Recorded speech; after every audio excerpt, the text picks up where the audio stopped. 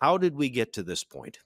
It's very frustrating because I can tell you that on some projects, we're making great progress with the federal government. We've got a number of tables where we're discussing the use of hydrogen. They've been with us for joint announcements on geothermal, on net zero plastics, which just happened this week. I know we're going to talk about that in a little bit. We are working on a plan for how we might be able to roll out small modular nuclear. And yet, on the issue of trying to align them with our 2050 target for carbon neutrality, you've got Stephen Guilbeault, the environment minister, who has just dug in. We've now had two court decisions that have Mhm. admonished the federal government. They've said this is not cooperative federalism. You cannot use the pretext of it being federal jurisdiction to invade provincial jurisdiction. You've got to work collaboratively. They're just not doing that. I know that when I first started talking about the Alberta Sovereignty within the United Canada Act, the media were saying, "Are you going to respect the court decisions?" I always said yes. So I think what is shocking to me is that the federal government is ignoring the courts, and that's what brought us to this point. Well, your government isn't the only one pushing back against Ottawa. Scott Moe and Saskatchewan have been doing it.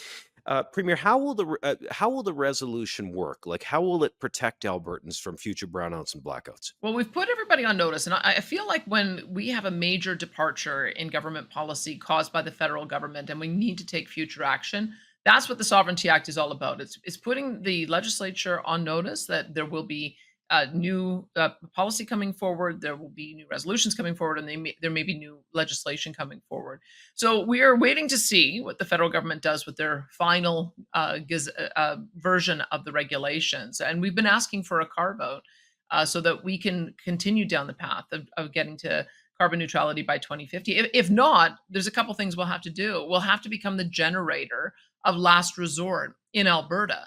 And that means that rather than just sitting back idly while these private sector companies turn off our baseload power because they're trying to meet some arbitrary target of the feds, we would have to take those over and we would have to run them until the end of their natural life while we're waiting for new projects to come on stream.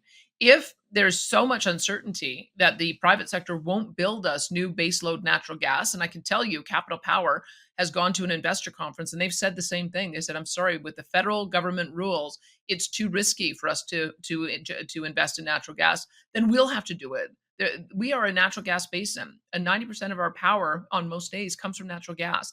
It is still the most cost-effective option for us, and we'll proceed with the best available technology on the issue of emissions abatement. And if that puts us in conflict with the federal government, I'm prepared to say that they can take us to court, and I think we'll win it. I think Albertans clearly understand that message. Your ministry has, Nathan Newdorf and others have been good about communicating that, but Ottawa isn't listening. Maybe they weren't listening. If the Prime Minister were here or Stephen Guilbeault were here, what would your message to them be? Listen to the court. The court was very clear that the Constitution matters. We are not a lower level of government, as one journalist asked me this week. We are an equal level of government. They have certain powers, we have certain powers. And in areas where we overlap, we've got to work together. I've been asking to work together right from the moment I got elected leader, when in my very first conversation with the Prime Minister. But I think they're caught in this paradigm where they do look at the provinces as a subordinate level of government. They do think that just because they've passed something in the parliament, that it's legal and they can do whatever they want. And I'm telling you that that's not how the court sees it. So we're going to continue to advance our interests. We're going to continue to assert our areas of jurisdiction. And if all of these issues end up in the courts, it'll be them taking us to court for a change.